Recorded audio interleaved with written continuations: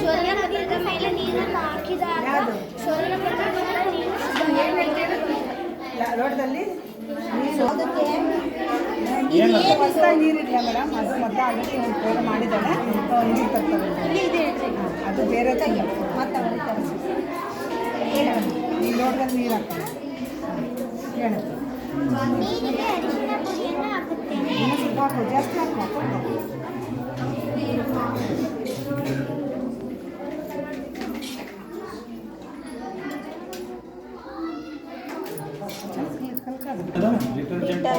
ಸೋಪಿನ ಪುಡಿ ಸೈನ್ಸಲ್ಲಿ ಇಂಗ್ಲೀಷ್ನ ಮಾತಾಡ್ತಾರೆ. ಈಗ ಯಾವ ಬಣ್ಣ ಆಯ್ತು? ಈಗ ಕೆಂಪು ಬಣ್ಣವಾಯಿತು. ಮತ್ತೆ ಅದಕ್ಕೆ ಏನು ಮಾಡ್ತೀಯಮ್ಮ? ನಿಂಬೆಹಣ್ಣು ರಸ ಹಿಂಡ್ತೀಯಾ? ಸರಿ ಹಿಂಡು.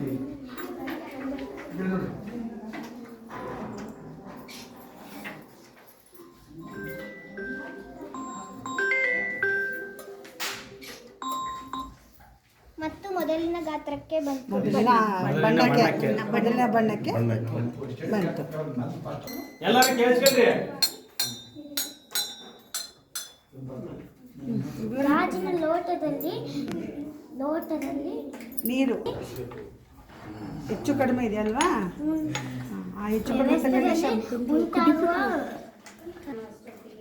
ಈ ಸೈಡ್ ಹಚ್ಚಿರಿ ಸರ್, ಕೆಳಗೆ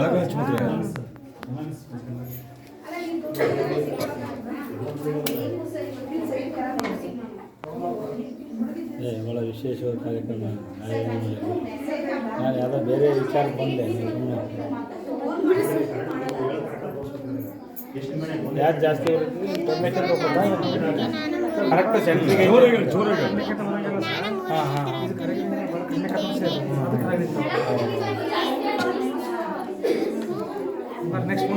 ಹೆಸರು ಕಿರಣ್. ನಾನು 6ನೇ ತರಗತಿಯಲ್ಲಿ ಓದುತ್ತಿದ್ದೇನೆ. ನಾನು ಮಾಡುತ್ತಿರುವ ಪ್ರಯೋಗದ ಹೆಸರು ಕಾಂತಗಳ ವಿಧಗಳು. ಕಾಂತಗಳಲ್ಲಿ 2 ವಿಧಗಳಿವೆ. ನೈಸರ್ಗಿಕ ಕಾಂತ, ಕೃತಕ ಕಾಂತ. ಕೃತಕ ಕಾಂತದಲ್ಲಿ 6 ವಿಧಗಳಿವೆ. ದಂಡಕಾಂತ, ಕುದುರೆಲಾಳದ ಕಾಂತ, ಸೂಜಿಕಾಂತ, ಬಿಲ್ಲೆಕಾಂತ, ಚೌಕಾಕಾರದ. ನನ್ನ ಹೆಸರು ಗಗನ. ನನ್ನ ಗೆಳೆಯನ ಹೆಸರು ಬಸವರಾಜ. ನಾವು ಮಾಡುತ್ತಿರುವ ಪ್ರಯೋಗದ ಹೆಸರು ಕಾಂತಧ್ರುವಗಳ ನಿಯಮ. ಕಾಂತಧ್ರುವಗಳಲ್ಲಿ ಬೇಕಾಗುವ ವಸ್ತುಗಳು ದಂಡಕಾಂತ. ಒಂದನೆಯ ನಿಯಮ, ಸಜಾತಿ ಧ್ರುವಗಳು ವಿಕರ್ಷಿಸುತ್ತವೆ. 2ನೆಯ ನಿಯಮ, ವಿಜಾತಿ ಧ್ರುವಗಳು ಆಕರ್ಷಿಸುತ್ತವೆ. ಗಾಜಿನ ಪ್ರನಾಳ ಅನ್ನದ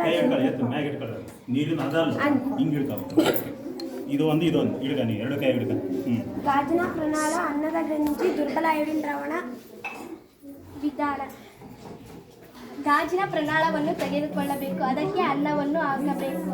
ನೀರನ್ನು ಹಾಕಿ ಅಲುಗಾಡಿಸಬೇಕು. ಅದಕ್ಕೆ 2 ರಿಂದ 3 ಹನಿ ದುರ್ಬಲ ಅಯೋಡಿನ್ ದ್ರಾವಣವನ್ನು ಹಾಕಬೇಕು. ಹಾಕಿದಾಗ ಕಡು ನೀಲಿ ಬಣ್ಣ ಬರುತ್ತದೆ. ಅದರಲ್ಲಿ ಇದು ಬೇಕಾದ ನೀರಿನಲ್ಲಿ ಹಾಕಬೇಕು. ಕಡು ನೀಲಿ ಬಣ್ಣ ಬರೆಯಲಿಲ್ಲ. ಅದರಿಂದ ಅನ್ನದಲ್ಲಿ ದುರ್ಬಲ ಶರ್ಕರ ಪಿಷ್ಟ ಇದೆ ಎಂದು ತಿಳಿಯುತ್ತದೆ. ನಾವು ಮಾಡುತ್ತಿರುವ ಪ್ರಯೋಗದ ಹೆಸರು ಬೆಳಕಿನ ಪ್ರತಿಫಲನ. ಬೇಕಾಗುವ ವಸ್ತುಗಳು ಸಮತಲ ದರ್ಪಣ, ಲೇಸರ್ ಲೈಟ್, ಕೋನಮಾಪಕದ ಹಾಳೆ. ಬೆಳಕು ಒಂದು ವಸ್ತುವಿನ ಮೇಲೆ ಬಿದ್ದಾಗ ಮತ್ತೆ ಮರಳಿ ಹಿಂದಕ್ಕೆ ಬರುವುದನ್ನು ಬೆಳಕಿನ ಪ್ರತಿಫಲನ ಎನ್ನುವರು. ಉದಾಹರಣೆ, ಕನ್ನಡಿಯಲ್ಲಿ ಬೀಳುವ ಬೆಳಕು, ನೀರಿನ ಮೇಲ್ಮೈ ಪ್ರತಿಫಲಿಸುವುದು, ಸ್ಟೀಲಿನ ಪಾತ್ರೆಗಳು ಹೊಳೆಯುವುದು. ನಿಯಮಗಳು. ನಿಯಮ 1.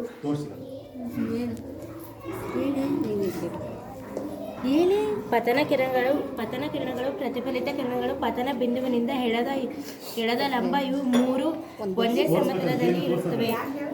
ನಿಯಮ 2. ಪತನ ಕೋನ ಪ್ರತಿಫಲಿತ ಕೋನಕ್ಕೆ ಸಮನಾಗಿರುತ್ತದೆ. ನಾನು 7ನೇ ತರಗತಿಯಲ್ಲಿ ಓದುತ್ತಿದ್ದೇನೆ. ನನ್ನ ಹೆಸರು ಶಾಲೆ. ನಾನು 7ನೇ ತರಗತಿಯಲ್ಲಿ ಓದುತ್ತಿದ್ದೇನೆ. ನಾವು ಮಾಡುತ್ತಿರುವ ಪ್ರಯೋಗದ ಹೆಸರು ವಿದ್ಯುತ್ ವಾಹಕಗಳು ಮತ್ತು ಅವಾಹಕಗಳು. ವಿದ್ಯುತ್ ಹರಿಯುವ ವಸ್ತುಗಳಿಗೆ ವಿದ್ಯುತ್ ವಾಹಕಗಳು ಎನ್ನುವರು. ಈ ಸ್ಕೇಲ್ನಲ್ಲಿ ವಿದ್ಯುತ್ ಹರಿಯುತ್ತೋ ಇಲ್ಲ ಅಂತ ನೋಡೋಣ. ಸೈರನ್ ಶಬ್ದ ಮಾಡುತ್ತಿದೆ, ಹಾಗಾಗಿ ಇದರಲ್ಲಿ ವಿದ್ಯುತ್ ಹರಿಯುತ್ತಿದೆ. ಈ ರಬ್ಬರ್ನಲ್ಲಿ ವಿದ್ಯುತ್ ಹರಿಯುತ್ತೋ ಇಲ್ಲ ಅಂತ ನೋಡೋಣ. ಸೈರನ್ ಶಬ್ದ ಮಾಡುತ್ತಿಲ್ಲ, ಹಾಗಾಗಿ ಈ ರಬ್ಬರ್ನಲ್ಲಿ ವಿದ್ಯುತ್ ಹರಿಯುತ್ತಿಲ್ಲ. ವಿದ್ಯುತ್ ಹರಿಯದ ವಸ್ತುಗಳಿಗೆ ವಿದ್ಯುತ್ ಅವಾಹಕಗಳು ಎನ್ನುವರು.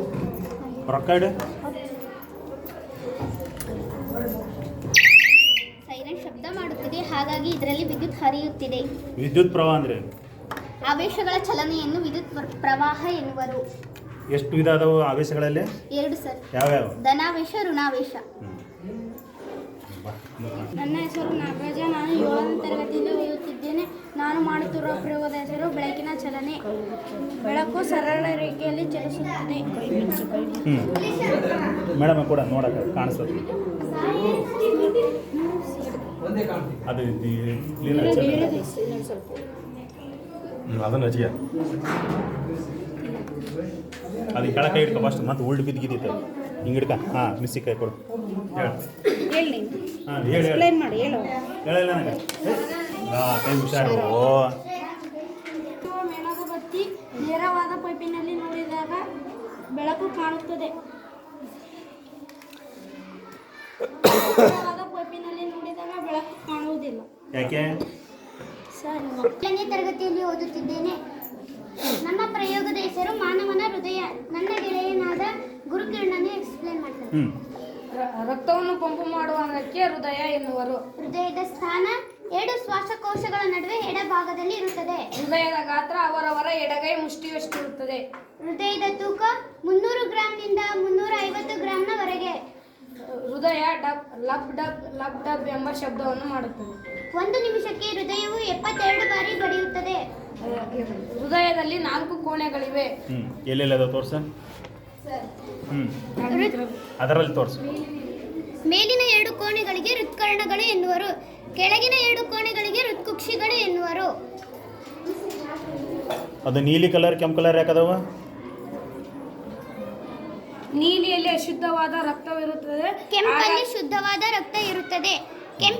ಕೆಂಪು ಬಣ್ಣದಲ್ಲಿ ಆಮ್ಲ ಇರುತ್ತದೆ, ಆಮ್ಲಜನಕ ಇರುತ್ತದೆ. ನೀಲಿ ಬಣ್ಣದಲ್ಲಿ ಇಂಗಾಲ ಡೈಆಕ್ಸೈಡ್ ಇರುತ್ತದೆ. ಪ್ರತ್ಯಾಮ್ಲದ ರುಚಿ ಕೈ ಕಹಿ. ಬಾಮ್. ಜಾಸ್ತಿ ತಗೋದ್ರೆ ಗೊತ್ತಾಗುತ್ತೆ. ನನ್ನ ಹೆಸರು ಉಷಾ ಎಪಿ. ನಾನು 8ನೇ ತರಗತಿಯಲ್ಲಿ ಓದುತ್ತಿದ್ದೇನೆ. ನನ್ನ ಪ್ರಯೋಗದ ಹೆಸರು ಕಣ್ಣಿನ ಮಾದರಿ. ಕಣ್ಣಿನ ಭಾಗಗಳು ಐರಿಸ್, ಕಾರ್ನಿಯಾ, ಪೀನ ಮಸೂರ, ಇವೆ ಸ್ನಾಯುಗಳು, ರೆಟಿನಾ, ದೃಷ್ಟಿನರ. ಕಣ್ಣಿನ ಅತ್ಯಂತ ಹೊರಭಾಗ ಕಾರ್ನಿಯಾ. ಕಣ್ಣಿನ ಬಣ್ಣವನ್ನು ಗುರುತಿಸುವುದು ಐರಿಸ್. ಕಣ್ಣಿನ ಬಣ್ಣವನ್ನು ತಿಳಿಸುತ್ತದೆ ಐರಿಸ್. ವಸ್ತುವಿನ ಪ್ರತಿಬಿಂಬ ಬೀಳಲು ಸಹಾಯ ಮಾಡುತ್ತದೆ ಪೀನ ಮಸೂರ. ನೆಕ್ಸ್ಟ್ ಈ ಕಡೆ ಬರ್ರಿ, ಅದು ತೋರಿಸಿ. ಟೀಚರ್ ಈ ಕಡೆ ಬರ್ರಿ, ಹಂಗೆ ಇರ್ರಿ. ಆ ಕಡೆಯಿಂದನೇ ತೋರಿಸು, ಅಲ್ಲೇ ನಿಂತ್ಕೊಳ್ಳ. ಅದಕ್ಕಿಂತ ಈ ಕಡೆ ಚೆನ್ನಾಗಿ ಕಾಣ್ತಾ ಟೀಚರ್. ತಡ್ರಿ, ನೀವು ಒಳ ಬಾ. ನೀ ಅಂಗ್ಲೀಷ್ ಈ ಕಡೆ ಬೈ. ತರಗತಿ ಓದುತ್ತಿದ್ದೇನೆ. ನಾವು ಮಾಡುತ್ತಿರುವ ಪ್ರಯೋಗದ ಹೆಸರು ಗಾಳಿಯ ಒತ್ತಡ. ಒತ್ತಡ ಎಂದರೆ ಒಂದು ಏಕಮಾನ ಕ್ಷೇತ್ರದ ಮೇಲೆ ಪ್ರಯೋಗವಾಗುವ ಬಲಕ್ಕೆ ಒತ್ತಡ ಎನ್ನುವರು. ಬೇಕಾಗುವ ವಸ್ತುಗಳು ನೀರಿನ ಬಾಟಲಿ, ಬಲೂನುಗಳು, ಸ್ಟ್ರಾಗಳು. ಮಾಡುವ ವಿಧಾನ: ಬಲೂನನ್ನು ಬಾಟಲಿಯ ಬಾಯಿಗೆ ಜೋಡಿಸಿದಾಗ ಬಲೂನಿನಲ್ಲಿರುವ ಗಾಳಿಯು ಬಾಟಲಿಯಲ್ಲಿರುವ ನೀರಿನ ಮೇಲೆ ಒತ್ತಡವನ್ನು ಹಾಕುತ್ತದೆ. ಆಗ ಸ್ಟ್ರಾ ಮೂಲಕ ನೀರು ಹೊರಚಲುತ್ತದೆ. ನೀರು ತಪ್ಪಿದ್ದು ಯಾವ್ದೀಗ? ಗಾಳಿಯ ಒತ್ತಡ. ಗಾಳಿಯ ಒತ್ತಡ. ನನ್ನ ಹೆಸರು ಚೈತ್ರ. ನಾನು 7ನೇ ತರಗತಿಯಲ್ಲಿ ಓದುತ್ತಿದ್ದೇನೆ. ನಾನು ಮಾಡುತ್ತಿರುವ ಪ್ರಯೋಗದ ಹೆಸರು ನೀರಿನ ಸಾಂದ್ರತೆ. ನೀರಿನಲ್ಲಿ ನಿಂಬೆಹಣ್ಣನ್ನು ಹಾಕಿದಾಗ ಅದು ಮುಳುಗುತ್ತದೆ, ಏಕೆಂದರೆ ನಿಂಬೆಹಣ್ಣಿನ ಸಾಂದ್ರತೆ ನೀರಿನ ಸಾಂದ್ರತೆಗಿಂತ ಹೆಚ್ಚಾಗಿರುತ್ತದೆ. ನಿಂಬೆಹಣ್ಣನ್ನು ಉಪ್ಪು ನೀರಿನಲ್ಲಿ ಹಾಕಿದಾಗ ಅದು ತೇಲುತ್ತದೆ, ಏಕೆಂದರೆ ನೀರಿನ ಸಾಂದ್ರತೆಗಿಂತ ಉಪ್ಪು ನೀರಿನ ಸಾಂದ್ರತೆಗಿಂತ ನಿಂಬೆಹಣ್ಣಿನ ಸಾಂದ್ರತೆ ಹೆಚ್ಚಾಗಿರುತ್ತದೆ. ತರಗತಿಯಲ್ಲಿ ಓದುತ್ತಿದ್ದೇನೆ. ನಾವು ಮಾಡುತ್ತಿರುವ ಪ್ರಯೋಗದ ಹೆಸರು ವಸ್ತುಗಳು ಉರಿಯಲು ಆಮ್ಲಜನಕ ಬೇಕು. ಬೇಕಾಗುವ ವಸ್ತುಗಳು: ಮೇಣದ ಬತ್ತಿ, ಕಡ್ಡಿ ಪೆಟ್ಟಿಗೆ, ನೀರು, ಗಾಜಿನ ಜಾರ್, ತಟ್ಟೆ. ಮಾಡುವ ವಿಧಾನ: ತಟ್ಟೆಯಲ್ಲಿ ಕುಂಕುಮ ಮಿಶ್ರಿತ ನೀರನ್ನು ಹಾಕಬೇಕು. ಅದರಲ್ಲಿ ಮೇಣದ ಬತ್ತಿಯನ್ನು ಹಚ್ಚಿಡಬೇಕು. ಉರಿಯುತ್ತಿರುವ ಮೇಣದ ಬತ್ತಿಯ ಮೇಲೆ ಗಾಜಿನ ಜಾರನ್ನು ಬೋರಲು ಹಾಕಿದಾಗ ಸ್ವಲ್ಪ ಸಮಯದ ನಂತರ ಮೇಣದ ಬತ್ತಿಯು ಹಾರಿ ಹೋಗುತ್ತದೆ. ತಕ್ಷಣವೇ ನೀರಿನ ಮಟ್ಟ ಮೇಲೇರುತ್ತದೆ, ಏಕೆಂದರೆ ಉರಿಯುತ್ತಿರುವ ಮೇಣದ ಬತ್ತಿಯು ಗಾಜಿನ ಜಾರಿನಲ್ಲಿರುವ 5ನೇ 1 ಭಾಗದ ಆಮ್ಲಜನಕವನ್ನು ದಹನ ಕ್ರಿಯೆಗೆ ಬಳಸಿಕೊಳ್ಳುತ್ತದೆ. 8ನೇ ತರಗತಿ ಓದುತ್ತಿದ್ದೇನೆ. ನಾನು ಮಾಡುತ್ತಿರುವ ಪ್ರಯೋಗದ ಹೆಸರು ವಿದ್ಯುದ್ದರ್ಶಕ. ಆವೇಶಗೊಂಡಿರುವ ವಸ್ತುಗಳನ್ನು ಪತ್ತೆ ಹಚ್ಚುವ ಸಾಧನಕ್ಕೆ ವಿದ್ಯುದ್ದರ್ಶಕ ಎನ್ನುವರು. ಪ್ಲಾಸ್ಟಿಕ್ ಬಾಚಣಿಕೆಯನ್ನು ವಿದ್ಯುದ್ದರ್ಶಕದ ಮೇಲೆ ಇಟ್ಟಾಗ ವಿದ್ಯುದ್ದರ್ಶಕದ ಹಾಳೆಗಳು ಸರಿಯುತ್ತವೆ, ಏಕೆಂದರೆ ಸಜಾತಿ ಆವೇಶಗಳು ವಿಕರ್ಷಿಸುತ್ತವೆ. ನನ್ನ ಹೆಸರು ವಿಶ್ವನಾಥ ಬಿಬಿ. ನಾನು 8ನೇ ತರಗತಿಯಲ್ಲಿ ಓದುತ್ತಿದ್ದೇನೆ. ನಾವು ಮಾಡುತ್ತಿರುವ ಪ್ರಯೋಗದ ಹೆಸರು ವಿದ್ಯುಲ್ಲೇಪನ. ವಿದ್ಯುಲ್ಲೇಪನ ಎಂದರೆ ಒಂದು ಲೋಹವನ್ನು ಇನ್ನೊಂದು ಲೋಹದ ಮೇಲೆ ವಿದ್ಯುತ್ತಿನ ಸಹಾಯದಿಂದ ಲೇಪಿಸುವುದಕ್ಕೆ ವಿದ್ಯುಲ್ಲೇಪನ ಎನ್ನುವರು.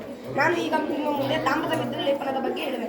ತಾಮ್ರದ ಸಲ್ಫೇಟ್ ದ್ರಾವಣದ ಮೂಲಕ ವಿದ್ಯುತ್ ಹರಿದಾಗ ತಾಮ್ರದ ಅಯಾನುಗಳು ವಿಭಜನೆಯಾಗುತ್ತವೆ.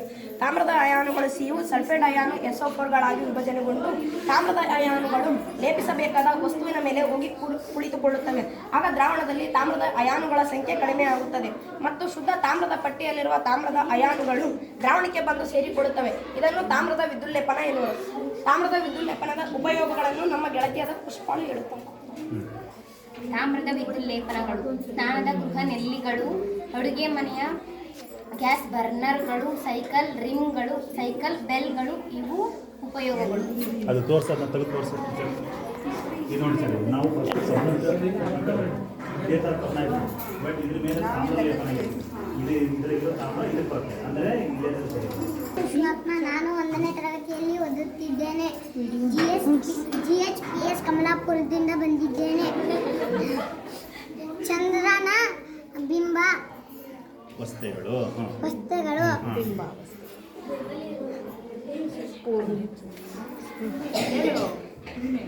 ನಿನ್ಗೇನು ಬರ್ತದ? ಹುಣ್ಣಿಮೆ ಪೂರ್ಣಚ ಹುಣ್ಣಿಮೆಯಿಂದ ಅಮಾವಾಸ್ಯೆಗೆ 15 ದಿನ. ಈಗ ಹುಣ್ಣಿಮೆಯಿಂದ ಅಮಾವಾಸ್ಯೆಗೆ 15 ದಿವಸ. 1ನೇ ದಿನ, 2ನೇ ದಿನ, 3ನೇ ದಿನ, 4ನೇ ದಿನ, 5ನೇ ದಿನ, 6ನೇ ದಿನ, 7ನೇ ದಿನ, 8ನೇ ದಿನ, 8ನೇ ದಿನ, 9ನೇ ದಿನ, 10ನೇ ದಿನ, 11ನೇ ದಿನ, 12ನೇ ದಿನ, 13ನೇ ದಿನ, 14ನೇ ದಿನ, 15ನೇ ದಿನ. ಈಗ ಅಮಾವಾಸ್ಯೆ ಆಯಿತು. ಏನಿರ್ತದೆ ಅಮಾವಾಸ್ಯೆಲಿ? 15 ವಾರಗಳನ್ನು ಬಿಟ್ಟು ಮತ್ತೆ ಹುಣ್ಣಿಮೆ ಬರುತ್ತದೆ. ಅಮಾವಾಸ್ಯೆಲಿ ಏನಿದೆ ನೋಡು, ಕಪ್ಪಾಗುತ್ತೆ. ಕಪ್ಪಾಗಿದೆ. 4ನೇ ದಿನ, 5ನೇ ದಿನ, 6ನೇ ದಿನ, 7ನೇ ದಿನ, 8ನೇ ದಿನ, 9ನೇ ದಿನ, 10ನೇ ದಿನ, 11ನೇ ದಿನ, 12ನೇ ದಿನ, 13ನೇ ದಿನ, 14ನೇ ದಿನ, 15ನೇ ದಿನ. ಈಗ ಹುಣ್ಣಿಮೆ ಆಯಿತು.